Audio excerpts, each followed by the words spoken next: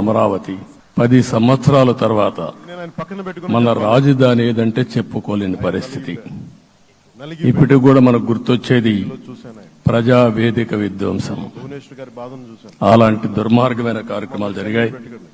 ఇవన్నీ కూడా గుర్తు చేసుకుంటూనే కక్షపూరిత రాజకీయాలు కాకుండా కన్స్ట్రక్టివ్ పాలిటిక్స్ కి మనం ముందుకు పోవాల్సిన అవసరం ఉంది. అందుకే ఈ రోజు నేను ఒకటే మీ అందరికీ హామీ ఇస్తున్న, మీ ద్వారా ప్రజలందరికీ, మనది ప్రజాప్రభుత్వం.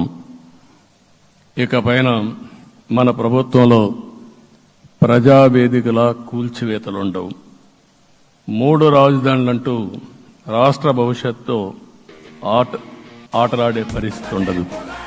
మన రాజధాని అమరావతి, అమరావతి రాజధాని. విశాఖపట్నం ఆర్థిక రాజధానిగా, ఒక ప్రత్యేకమైన సిటీగా, ఆధునికమైన నగరంగా తయారు చేసుకుందాం. దాన్ని ఎప్పుడు కూడా నేను కంబైన్డ్ ఆంధ్రప్రదేశ్ కూడా గుర్తుపెట్టుకున్నాను.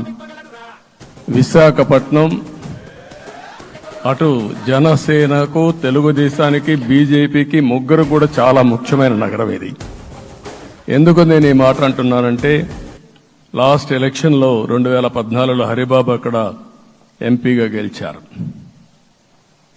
తర్వాత విడిపోయిన తర్వాత 2014లో మళ్లీ మనం పోటీ చేసినప్పుడు చేశాం. 2019లో 4 అసెంబ్లీ సీట్లు గెలిపించిన ఏకైక నగరం విశాఖపట్నం తెలుగుదేశం పార్టీకి.